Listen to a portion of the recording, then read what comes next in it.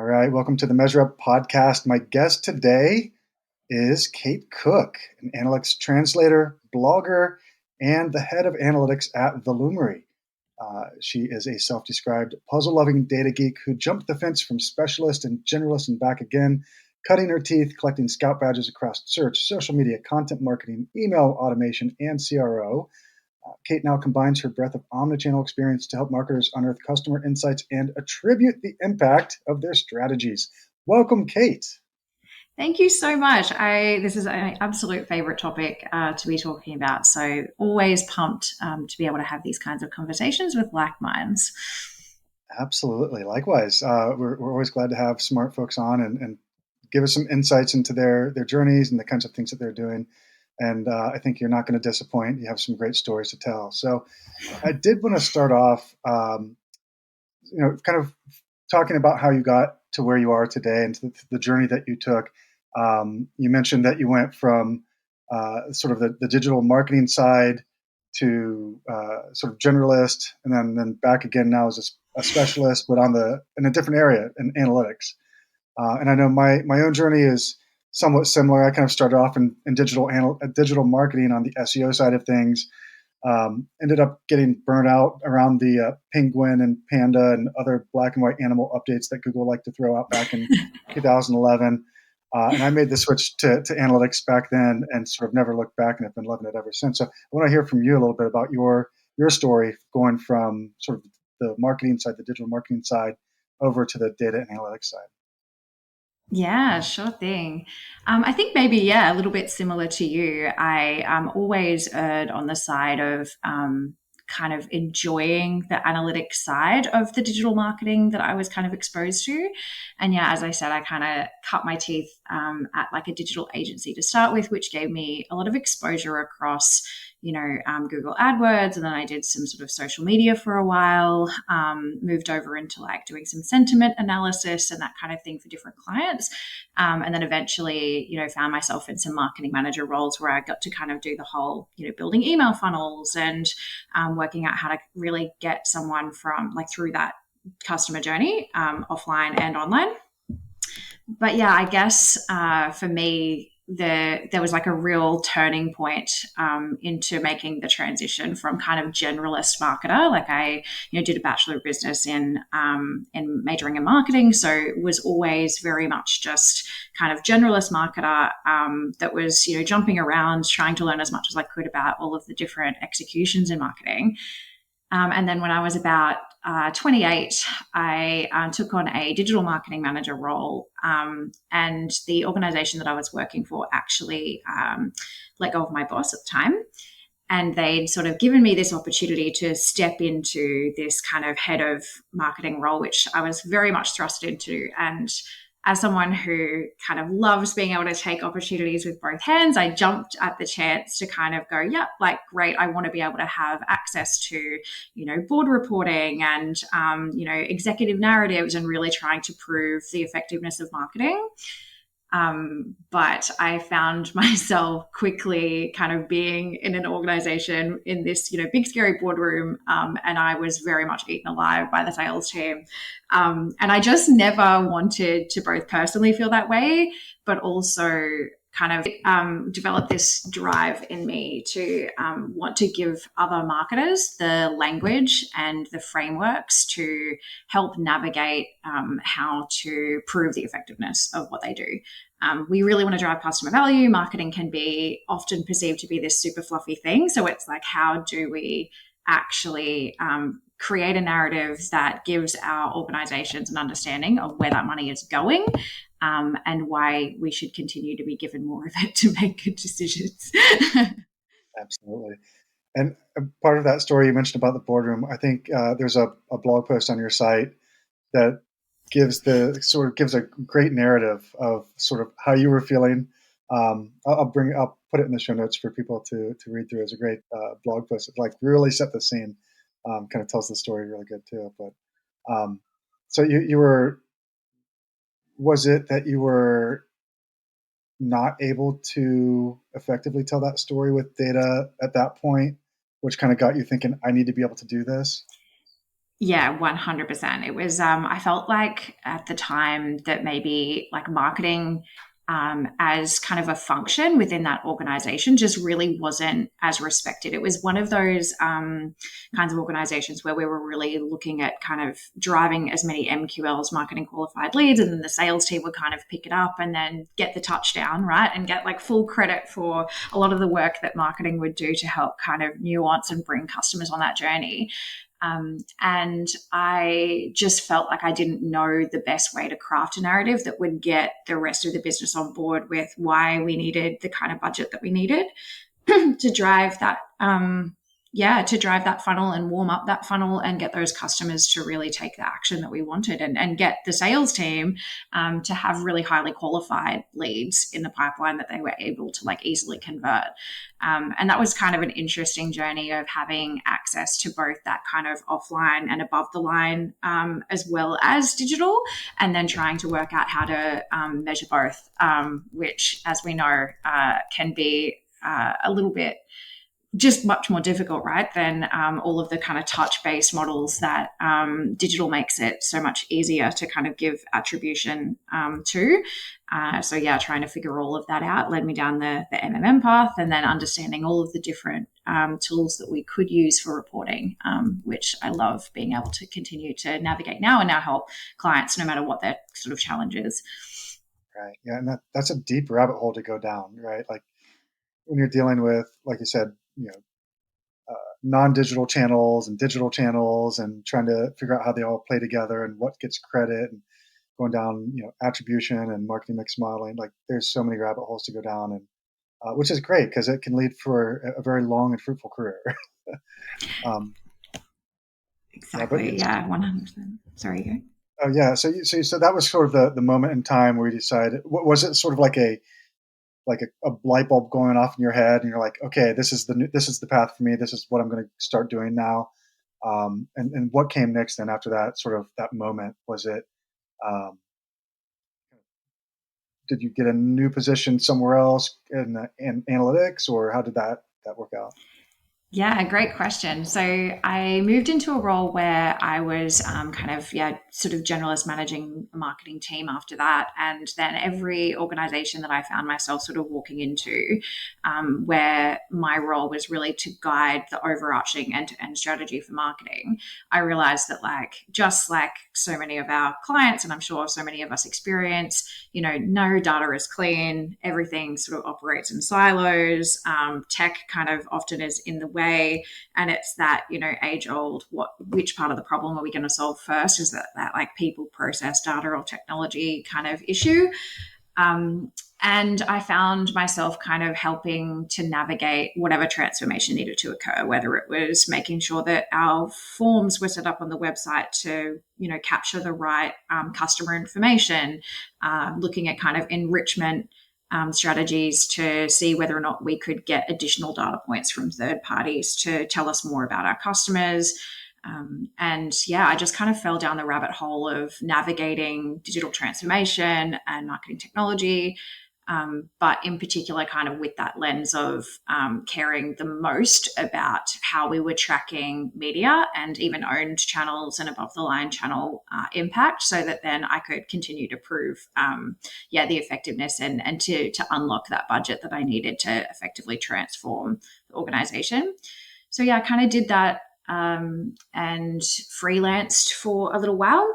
And then I kind of adopted this social media handle, Attribution Gal, because I just, loved this topic so much. And I know the art of being able to kind of easily brand yourself as something that, you want to be able to attract the same kinds of conversations and attract the same kind of work that you really love of the problems you love to solve.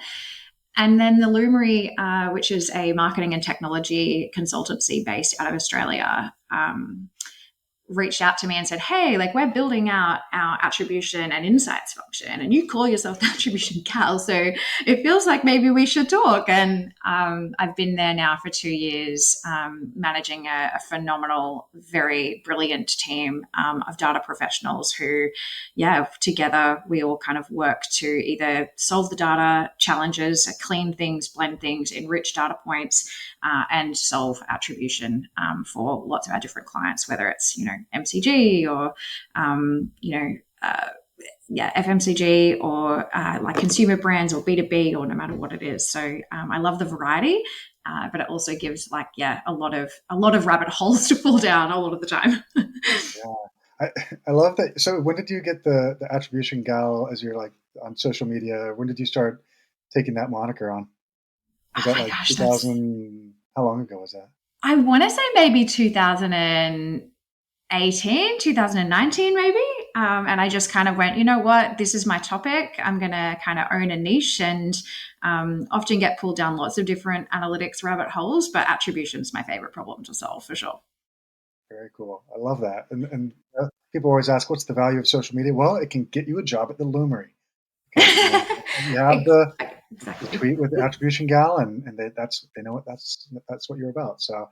Um, so one of the things as you kind of moved into this more data analytics role and moved on to the Lumery, um, I'm wondering about the thing that a lot of us experience, especially when we move into a role that maybe we didn't go to school for, and maybe we just kind of learned it on our own, and we're not sure if we have all the right answers, and everyone else is smarter than us. I'm talking about imposter syndrome here. Is that something that you experienced along the way, or when you got to the Lumery? Oh, I experience that every day. And I think, we've been talking a lot about rabbit holes. There are so many to go down. And even a topic that I felt like I was moving into being quite niche, the concept of attribution, you would think is quite a niche thing to kind of surround your career and wrap your career around. And yet there is just so much in that one topic. I think I feel imposter syndrome every day, and I'm lucky enough to work with some phenomenal specialists who operate across all different kind of marketing technology platforms and have such deep specialist expertise. I think, like I always talk about this idea of being in a soft room or being in a hard room. And I noticed that when I was freelancing for myself, as much as I enjoyed that opportunity, and there's, so many great things that can come from, living the sort of freelance lifestyle, I just kind of caught myself one day and looked around and realized, you know what, I'm leading this room of people, but who's leading me? And like, I need to be in a room of people who can throw stones at my best thinking and challenge me every day.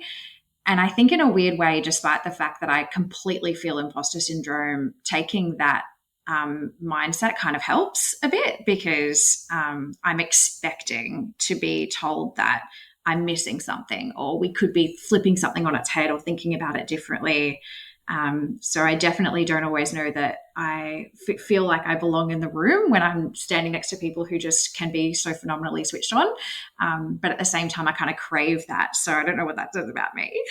What about you? Do you feel imposter syndrome too? Oh, every day, absolutely, 100%. Like even right now, talking to you, I'm feeling like, who am I to be talking to you about attribution? I don't know anything. No, it's real, right? Like I even thought that I was in a really bad, not bad. I was in a really uh, difficult time. When was it? Back in like 2015? I was doing analytics consultants. We were doing Google Analytics consulting for clients, and I had a client who was like really smart. The main person was had an advanced mathematical degree, and they were really kind of pushing me on my answers or my responses, and it just felt terrible. I'm like, I know nothing. So like it got me to the point where I'm like, that's it. I'm going to go back to school and get a master's degree, so I know what I'm talking about, and I have that sort of authority. And it's one of those things that it was great. I'm glad I did. I went back. I got a master's from Carnegie Mellon University, And you would think that after that, I would finally be able to say, okay, I'm good now. I don't need to feel like an imposter, but no, it's still there. So I Yeah, don't I have would. great advice. I listen to a lot of podcasts that give advice and talk about it, and it'll stick in my head for about a day, and then I'll forget about it and go back to having imposter syndrome. I was just going to ask that whether or not it actually helped, and I can relate to that as well. I'm constantly sort of trying to do as much study as possible, but again, even in my current role, where like I'm the head of analytics, just managing a team of specialists that sit alongside me to deliver great work. We've got data scientists in the team, data engineers, analysts, and they all operate across different platforms with different vendors. And I guess the expectation on me is to be able to have enough breadth to kind of help navigate across the different platforms. What's Adobe Analytics going to do versus Google Analytics, the discrepancies between GAU and GA4? What do we expect from a DDA model? Why would we use MMM? And yet, I can kind of operate at that sort of high level and try to help, I guess, play the translator role between marketing and what analytics solution is sort of best placed to help us get the answers that we need. That But is then I very so quickly need to bring someone else along the journey with me to help answer the how. that analytics translator position is so necessary and often missing from a lot of organizations, right? The person who can speak marketing but also speak data and analytics, and it's so critical because you know you think, oh, marketers, digital marketers, they're technical, they understand analytics. And it's like, well, if they're really good, like superstars at what they're doing, no, they know what they are doing inside and out. Maybe they kind of like poke around in Google Analytics every once in a while, but yeah, to have someone really bridge the gap is so important. Yeah, at the Lumery, it's actually a model that the Lumery came up with before I came and joined, but I really love it because I feel like it really effectively articulates the different need for analytics roles in an organization. But we have this framework where we talk about there being a need to have a creator, an operator, and a translator. So the creator very much being that person. And I have some people in my team who I adore that just love nothing more than sitting with in a data warehouse and cleaning everything, getting rid of null values. And you God just bless them. like they will hand you back a table that's like, this table is clean. Like this data is exactly what you need. I'm like, I love that for you. I love that you love that. Yes, we all need those. Totally. And then the operators who are very much, hand me some clean data and then I will sit in visualization land. I love being able to kind of churn out reports that I think unearth something that is interesting that we can explore together and continue exploring. And then, yeah, your translator as well, which is very much kind of what I lean into, which is then the interpretation of that and how that should link to the next best decision. And they're not roles where like you would only operate in one. Like I've got team members who are mostly creator with a little bit of operator, some team members that are mostly operator with a bit of translator. It seems to be very rare to find someone who's all three though. That's a bit of a unicorn territory, it seems. But yeah, I'd love to know, what do you think you are in that framework? Ah, wow. I I tend to be more of a generalist. I like to dabble in a lot of things. um, so probably the if I had to choose one, I'd probably say translator. Um, Yep. I can do the creating, I can do the operating, but I'm the bridge between departments a lot of times in my work and day to day. So yeah, Yeah. I personally feel like it's the most fun. But again, there's people in my team that just absolutely love cleaning data. So I love that they exist as well. absolutely. Um, so one just to kind of wrap up this sort of topic, I feel like this is not an uncommon path for people to go from sort of the marketing side of things and going into analytics. I don't know that it happens in the opposite direction as much, but certainly I've seen it happen, going from marketing to analytics. What advice would you have for marketers who may be thinking about making that leap or wondering if it's right for them? What would you tell them? That's a great question. I think following your curiosity, knowing that there are so many different avenues to sort of go down, following your curiosity and seeing what you enjoy the most, but then having, I think the thing that's really been fantastic for me over the years is having one or even a couple of sort of what I call petri dishes to sort of that are my own spaces to play with. So, you've got your podcast, no doubt. You'll be able to look into all of the analytics that surrounds, the effectiveness of that as an initiative. And I've done the same thing, whether it's like a blog or having a newsletter, and being able to have something that's my own space that allows me to spin up dashboards, follow that curiosity, try to draw out insight, and then naturally you'll kind of find an area that you cling to and seem to enjoy focusing on, whether it's sort of a channel or a type of industry, or even like a type of reporting and platforms that you like to use, I guess. So yeah, what would you say? I love that advice, like having your own side projects and try it out, right? See if you like it before you make the jump. But I'm very much the same. I've always had sort of side projects, either e-commerce sites or blogs or podcasts or newsletters or whatever it might be. But um, yeah, I guess I don't. If I had to think of advice for marketers trying to get into analytics or wanting to or thinking about it, yeah, I don't know. I think I'd probably. I don't know.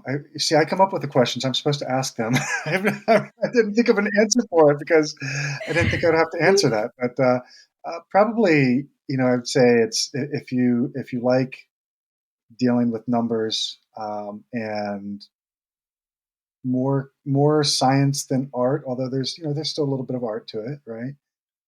Whereas marketing side is probably a little bit more art with less 80% art, 20% science, and then analytics is maybe the opposite of that. I don't know.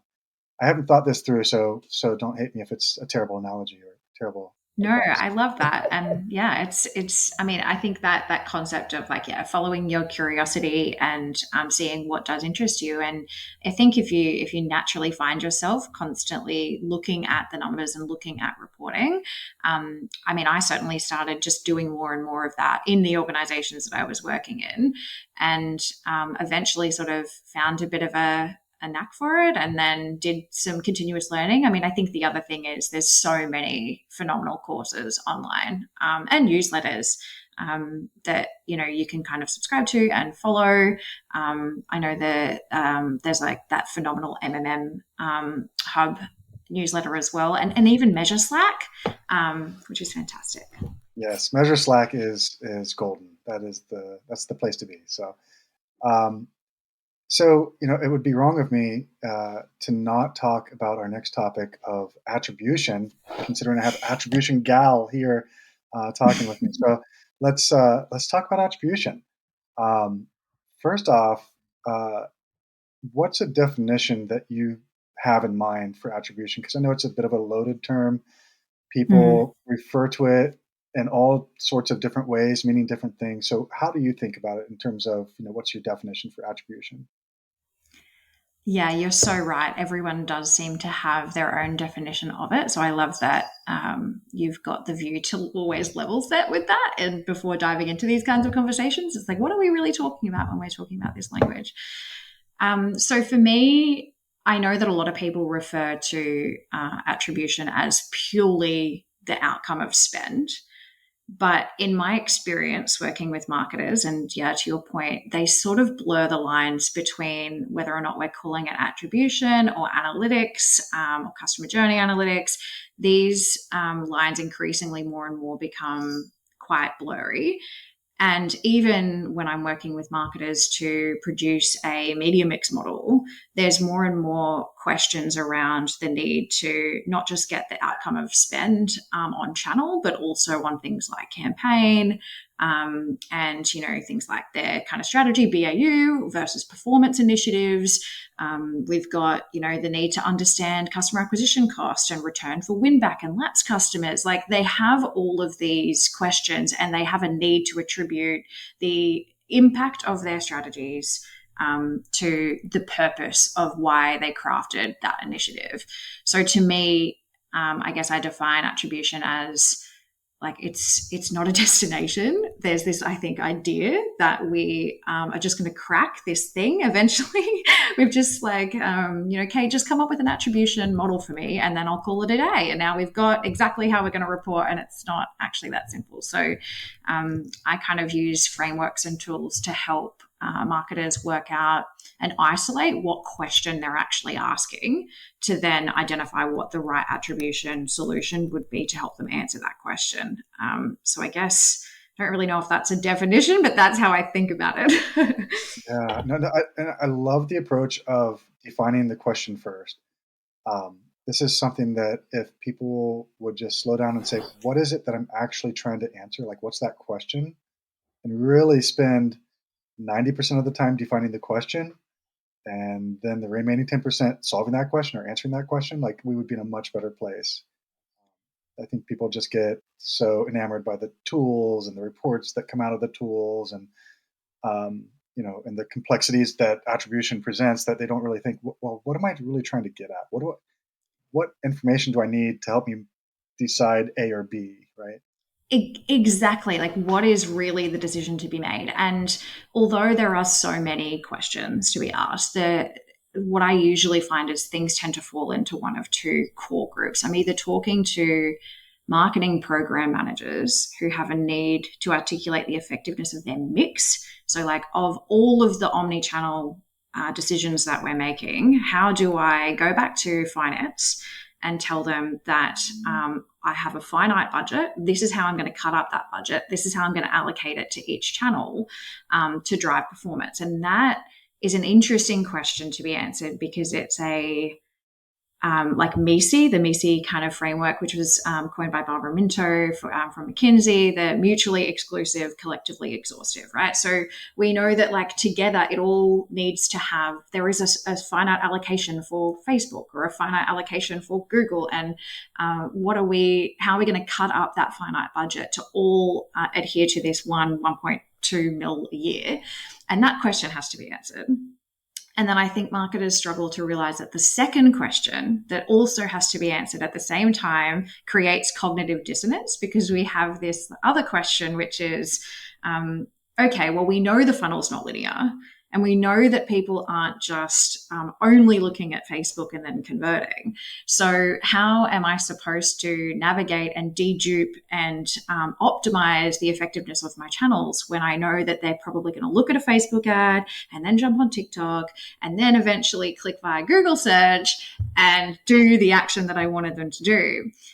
And that is obviously very overlapping, and we're going to need to sort of look at view through conversions and final conversions, and there's a bunch of double counting in that, and it can feel icky, I've noticed, for marketers to kind of hold those two truths in their head. But as soon as I sort of describe it that way, where it's like, we don't need to meet the marketing funnel, you can like look at channel optimization reports and make a decision about optimization, and then report back to your stakeholders, and they can have two totally different methodologies, but still align to your ability to drive like effective decisions, Yeah, and I feel like so many marketers struggle with that, and analysts, and myself too, because the concern or the worry is that, well, we can't use different reporting frameworks, because then we'll just be making the numbers up, or we'll be changing their framework to say what we want it to say, and there's that concern, like, well, we're not comparing apples to apples if we report on it this way over here and this other way over here. How can that be right? Because they're two different. We're getting two different numbers. How we can't do that? So yeah, I mean, how do you help your clients or people you work with maintain that cognitive dissonance and not have it wreak havoc in their minds? Yeah. So the way that I help marketers do that is define like your measurement framework and I guess your attribution playbook is what I sort of tend to call it. So we need to work with our executive stakeholders to identify what is it that, like, why are they giving us the budget that we have, and then across what programs of work, and what's the expectation and the target that we're on the hook to drive. And that as an outcome needs to have a source of truth that is your attribution model that of best fit today. So often at the moment, if you don't have an MMM for most organizations, that looks like either last click or some version of a multi-touch attribution model, whether they've built it custom or it's, out of the box using Google.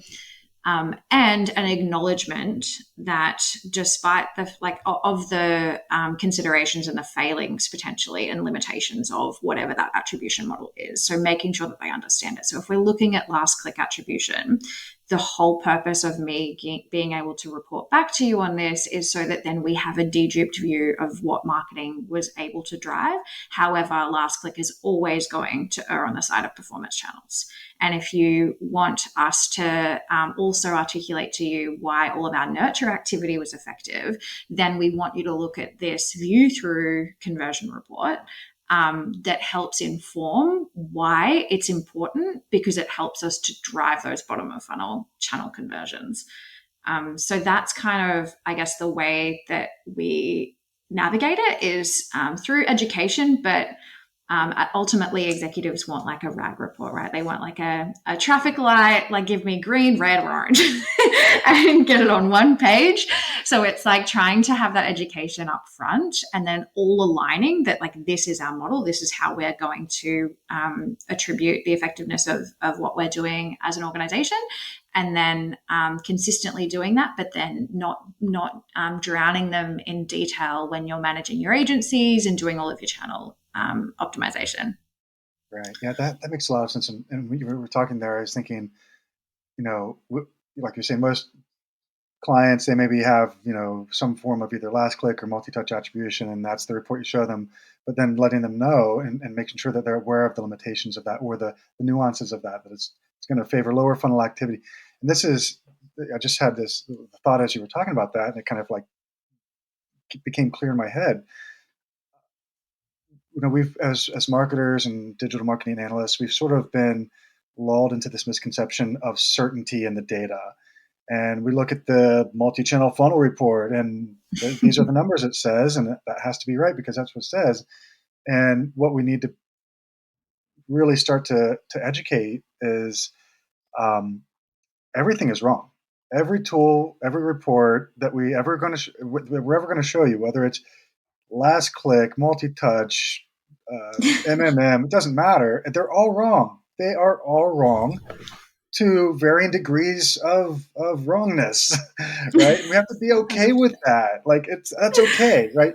It would be ridiculous for us to think that we had some like truth, like capital T truth, some report that was like, this is exactly how much revenue was driven by Facebook. Like that's ridiculous. And I think if we just stop and think about that and try to get people on board with that, being okay with uncertainty or being okay that this report is wrong, but it still gives us information. And if you want to know this other thing, we could look at this other way of looking at it, and that's going to help us inform our ideas. But we have to really kind of be okay with uncertainty. Oh, I love that you have said that. I could not agree more. And I almost think that digital marketing and the emergence of like the internet and this new appendage that we all have attached to ourselves now in our phones, which just seems to be quite literally an extension of our hands now, it's really just been the great distraction because humans and human psychology, we want control, we want to be able to control, we want certainty, and we have that innate sort of survival instinct just to feel as certain as possible that we're making the right and correct and true decisions. But just like you say, all data is sampled.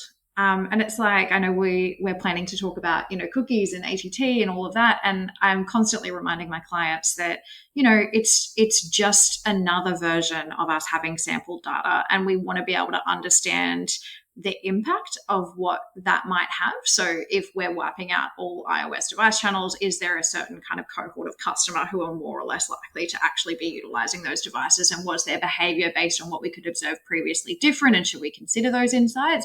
But largely, all data has been sampled. We have never known everything anyway, just as you say. So for me, I'm always also reminding my clients that there is efficiencies to be had based on what we can know.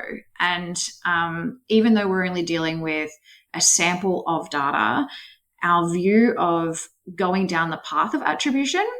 I mean, even MMMs are, notorious for always returning 15 to 20% spend just through the reallocation.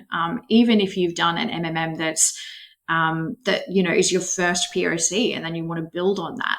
So a lot of the time, our clients will make that money back within a quarter of their media spend. It's an absolute no-brainer to go down the path of implementing an attribution framework, because there are savings to be gained, and we know on balance that it works when we zoom out and we can look at the kind of the incremental growth that an organization can achieve through these efforts. It's just that people have this need to want it to feel a little more certain, and we just have to live in the gray a little bit. Yes, live in the gray. I love that. Um, I know there are so many things we could keep talking about attribution forever, and I want to make sure we have enough time to talk about the next thing, which is I'm excited about too, your project measured. But maybe we'll leave it with one sort of one question here around multi-touch attribution. Uh, you mentioned ITP, ATT, all that fun stuff that's sort of wreaking havoc on multi-touch attribution. Um, the way that I've been thinking about it as of late is that it's still useful day-to-day optimizations and platforms. It's going to give you the more granularity at the campaign level, the ad targeting level, things like that you really still can't get out of other, like marketing mix modeling. But is there a point, as we continue to sort of lose data due to the privacy regulations and other technological changes, do you see there ever becoming a point where even it's just useless, where it's not even directionally accurate anymore? Oh, that's a good question. I struggle with I this. think, I try to think, yeah, at what point am I going to have to say, well, yeah, let's stop using this and figure out some other way? I don't yeah. I mean, I haven't seen that necessarily happen yet, because I guess we're playing that sort of infinite game of constantly testing at the same time. Like, I don't think that I would have a client at all who I would be recommending or endorsing only uses MTA without also running some kind of experimentation. And then, wherever possible, using control groups or holdouts to measure the incremental lift on those experiments. So, um, I mean, I almost see MTA and my use of MTA as both for in-channel optimization. So if I'm sending even like conversions back into Cappy, so that then I can, measure view through and like click effectiveness within the walled garden of Facebook. And then from a touch perspective, your Google Analytics or your Adobe Analytics or whatnot. But all of that insight I would be using to help me understand the split of budget and effort across campaign and then across the channel mix. But then when it comes to actual individual performance of like message, timing, placement, I would be really encouraging like using lift experiments as well, so that then you can actually get an effective read on like the true incremental impact of marketing activity. So yeah, I guess I'm not seeing it not be useful yet, or be kind of vastly impacted by these other systems. But I'm going to keep a close eye on it. I think we all need to get together, all of the attribution minds, and have like a Discord or something, so that we are constantly keeping each other in the loop with what we're seeing. know. That would be fantastic. Yeah, let's start up a Discord. That'd be great. Well, we could have maybe we need a channel on Measure Slack for attribution. That'd be great. Um, yeah, let's. I'll have to note that for later. Maybe come back to that. So, kind of switching gears a little bit. Again, we could talk attribution for hours, I'm sure, but our dear listeners, I think, wouldn't want to. Well, maybe they would want to. I don't know, but we'll try to keep it brief for them. So we'll switch gears a little bit and talk about something that I saw you doing. Maybe I think I saw this 4 or 5 weeks ago was when I first became aware of your newsletter and your project measured. So tell us a little bit about Project Measured. Oh yeah, it's my passionate pursuit. I'm sort of calling it. As I sort of highlighted, for me, my why, like very much like got clear on what my why is and what I kind of want to do with my time here in this like big, wild and wonderful life. And for whatever reason, attribution just floats my boat. And I really am passionate about giving marketers the language and the frameworks to help navigate this super tricky space. Like it is, you know, everything, even the rabbit holes that we've gotten lost in today, you know, there are so many different directions that we can go down. And I, I hate the idea that any marketer would feel like they don't have the ability to stand next to the decisions that they're making and be able to confidently articulate what they were able to do and whether or not they were effective or weren't and need to be changed and optimized and improved to help them have a greater impact on our world. We're all consumers. So, Project Measured is an effort to help build kind of data literacy. So, the project itself is as part of my newsletter, I'll do like a week in review of whatever sticky problem I'm learning from a consulting perspective as well, that all of those learnings that come out of my role at the Lumery. But I'll also do a breakdown of individual marketing metrics and really their core definition and how they can be applied or should be applied for the purposes of effective measurement. And so I'm doing that. And after 2 years, I hope of, building up each of these individual metrics, I'll be left with a kind of reference book, a sort of coffee table book that is sort of a beautiful articulation of, something we can keep on our desk and flick through when we're not quite sure what metric we should be using to measure something, or if we want a bit of a helping hand or a bit of inspiration to be a bit more insight driven. So yeah, that's kind of the project. So you said 2 years. How long are you into it? So I started about 4 weeks ago. Oh So yeah, wow. there'll be 100 metrics. So it will take me about 2 years to finish every single chapter, and then I'll look to publish a book shortly after that. But Wow, yeah, I just want to be able to leave the world with this one thing that I'm super passionate about. awesome. And so yeah, it's still early on, and people can actually watch you or read this as you go along by signing up for your newsletter. Is it 5 Minute Fridays is the newsletter, and that's also where you're kind of putting the initial text out? Yeah, that's right. Yeah, 5 Minute Fridays on attributiongal.com. Yeah, so definitely recommend people go and sign up for that. In fact, I got the latest issue right before we got on the call today, so I haven't had a chance to read it yet, but looking forward to that. So, last thing, I like to end the podcast with an action item, something that marketers and analysts listening can do immediately after they finish listening to this podcast. And before they go and do this, they leave a rating and review for the show, and then they can go and do this thing that you're about to tell them. What would that be? The thing that I would do immediately is, even in lieu of having your own playbook, isolate how you're going to measure for the reallocation of spend. So when you're talking about what that one attribution framework should be for you, work out what exactly that is and its limitations and communicate that to your stakeholders. That would be the first thing that I would do. Wise words from Attribution Gal. You heard it here first. I think that's great advice. And I want to say thank you for coming on and sharing your expertise with us. It's been a pleasure talking. Thanks so much, Jim. It's been so great. Discord soon. Discord soon. We'll update listeners as soon as that's up. Take care.